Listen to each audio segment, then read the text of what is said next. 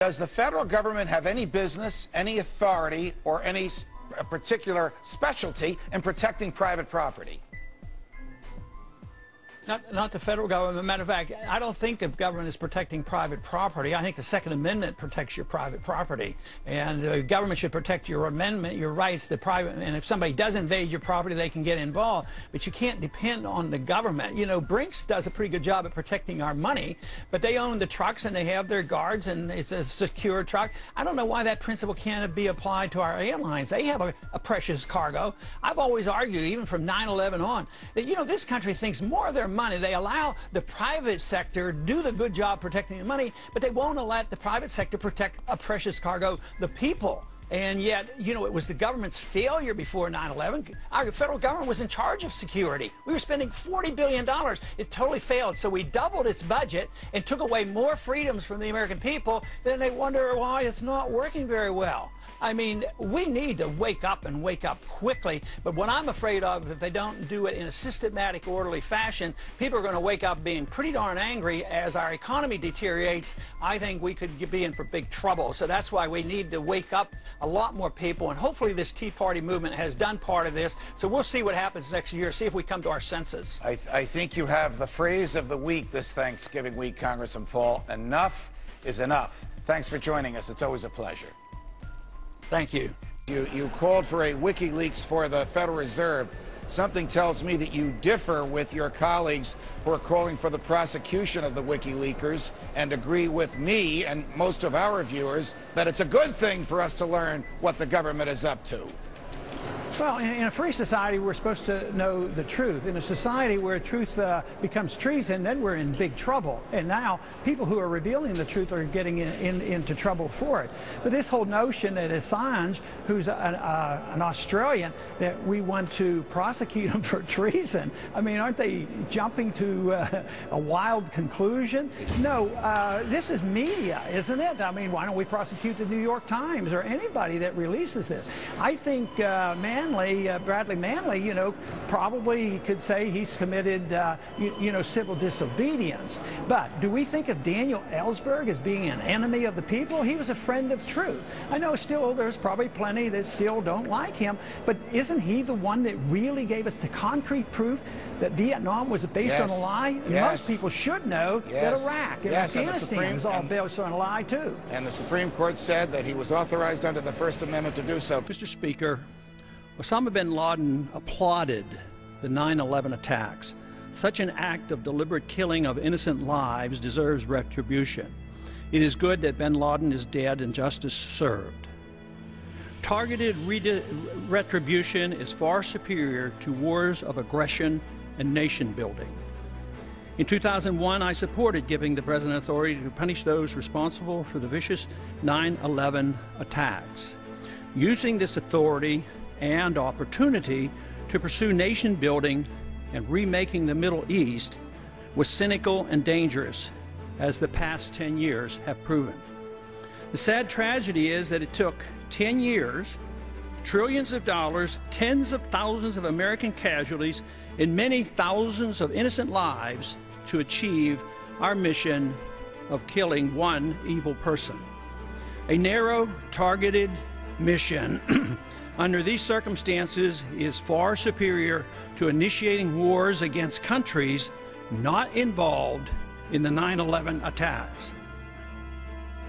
This was the reason I emphasized at the time the principle of mark and reprisal, provided to us by the Constitution for difficult missions such as we faced. I'm convinced that this approach would have achieved our goal much sooner and much cheaper. The elimination of Osama bin Laden should now prompt us to bring our troops home from Afghanistan and Iraq. Al-Qaeda was never in Iraq, and we were supposedly in Afghanistan to get Osama bin Laden. With bin Laden gone, there's no reason for our presence in this region unless indeed it was all about oil, nation building, and remaking the Middle East and Central Asia. Hopefully bin Laden does not get the last laugh. He claimed the 9/11 attacks were designed to, number one, get America to spread its military dangerously and excessively throughout the Middle East, to cause political dissension within the United States. 70% of the American people now believe we should leave Afghanistan, yet both parties seem destined to stay. Number 3, and to bankrupt America through excessive military spending as he did to the Soviets. The best thing we could do is prove bin Laden to be a false prophet.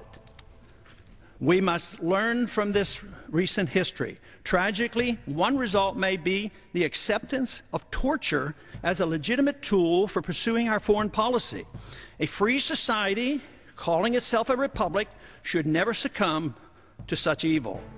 Foreign aid to Pakistan, though bin Laden was safely protected for 10 years in Pakistan, should make us question the wisdom of robbing American citizens to support any government around the world with foreign aid. Our failed foreign policy is reflected in our bizarre relationship with Pakistan. We bomb them with our drones, causing civilian casualties. We give them billions of dollars in foreign aid, and she protects America's enemy number 1, bin Laden, for a decade. It's time to consider a sensible, non-interventionist foreign policy as advised by our founders and authorized by our Constitution. We would all be better off for it. In the last 2 days, you, along with at least one Democrat and a couple of other Republicans, have introduced legislation in the House of Representatives to terminate, not overnight, but in a militarily prudent way, our presence in Afghanistan, arguing, as you have, that with Osama bin Laden dead, with virtually no al-Qaeda in Afghanistan, the purpose of our going there 10 years ago has been served, and there's no purpose in staying. I think that argument is going to resonate with Republicans and with Democrats. What do you think? Oh, yeah, and I think it's a lot easier, Judge. You know, when Clinton was pursuing some of these adventures, you know, Republicans objected. But when Bush did it, they didn't object. Now we're going to get more Republicans objecting to Obama. So I think it's just great that this is happening. And the resolution that we introduced, actually, it was very well planned. And Jim McGovern and Walter Jones deserves a lot of credit on this. They managed to get, I believe, 7 Democrats and 7 Republicans to make it a bipartisan. Getting the Republicans was more difficult than getting the Democrats, and we will get a lot more Democrats and more Republicans.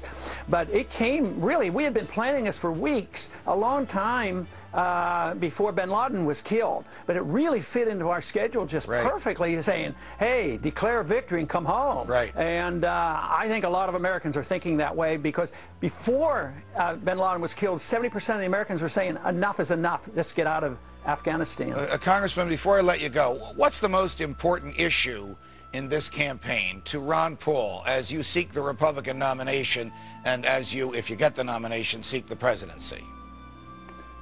The goal that I've always had in my political activity is for the preservation of liberty, and always pointing out that foreign policy, you know, war is the health of the state. You undermine liberties. When you believe in economic interventionism, you undermine personal liberties. And this idea that government can mold behavior, undermine personal liberties, that is my goal. It's a freedom philosophy. The important question being asked today with regards to foreign policy is, should the United States impose a no-fly zone over Libya? There are leaders in both sides of Congress and leaders on both parties who are now advising this, as well as individuals in the administration. It is my opinion that we should not. It would be foolish. It would have a downside, and we should think very, very carefully before we go expanding the wars that we're already involved in. We're in 2 major wars with Iraq and Afghanistan, and that involves Pakistan and Yemen already. So to go into Libya now and impose a no-fly zone, we have to remember a no-fly zone is an act of war. Now, what moral right do we have to participate in war activity against Libya? Libya hasn't done anything to the United States. They're not a threat to our national security. There's been no aggression. There's no constitutional authority for a president to willy-nilly go and start placing no-fly zones over countries around the world. And you know, we tried this in the 1990s and did it for 8 or 9 years. We had a no-fly zone along with sanctions and blockades around Iraq. And finally it ended up a war, and the wars were based on lies. And then when that happened, they said, yes, but it was well worth it because we got rid of a bad guy. But we also lost close to 4,500 American military people, 30-some thousand severe injuries, hundreds of thousands applying now for disability, because we went to war when we shouldn't have gone to war. And to expand this war now makes no sense whatsoever. It's against international law. It challenges the War Powers Resolution. And for that reason, we should stop and think. Congress should act. I'm proposing to, preparing to introduce a resolution next week as a sense of Congress that the executive branch can't do this without approval from the Congress. Why should we do this? Do you think it'll cost some money? Yes, it's going to cost a ton of money. And it's going to have, innocent people will be killed. You can't just all of a sudden turn a switch and say don't fly over Libya. You have to bomb a lot of anti-aircraft sites and a lot of military establishment. So the war is on. And from my viewpoint, this is the kind of thing that's been going on too long. It contributes significantly to our bankruptcy, and we are now spending approximately $1 trillion a year maintaining our empire around the world. We are in the process of remaking all the borders and leadership in Middle East and Central Asia, and now North Africa we get involved. We had invested $70 billion trying to prop up a dictator in Egypt, and look how that ended up. Now we're hustling around to find out who the next dictator is. So if we get involved, I'm not sure they even know who to bomb and why, which one, and who's going to come out on top. That is an internal matter. It's a civil war that's going on, and we can cheer for one side or the other, but that is not a justification to place the burden on the American people, both militarily and individualized as well as monetarily. Now, some would say that, yes, that sounds good, I agree with you that, but as long as we get approval from the UN and NATO, it'll be okay. But you know, that's just really a cop-out. What Army and Air Force and technology does the UN have, and what does NATO have? You get a resolution to the UN and say, well, let's take out this bad guy and do these things, or NATO does it. They're all our airplanes, and they're all our money, and no matter what, anything and everything that goes wrong, the United States will be blamed for it. And there's enough resentment against us already for pretending that we can tell every other country how to live. The best way to look at this, I believe, is how would we as a people and how would we as a Congress respond if we were a weaker nation and there was a stronger nation, that they came and imposed no-fly zone over us, or had sanctions against us, or had a blockade. We wouldn't accept that. That would unify us. So I don't buy into this thing that this is the only humanitarian thing that we can do is expand the war. If we want to do something for humanity, we need a new foreign policy. We need a foreign policy that isn't built on militarism. It's built on more cooperation and more trade, and not picking our dictators. Look at what happened after we picked the dictator for Iran. It lasted, sure, 25 years or so, but eventually it radicalized the Islamists, and they had a revolution, and we came out on the short end of that. So I think it's time that we reassess this and think about a policy that makes a lot more sense than economically we need to do.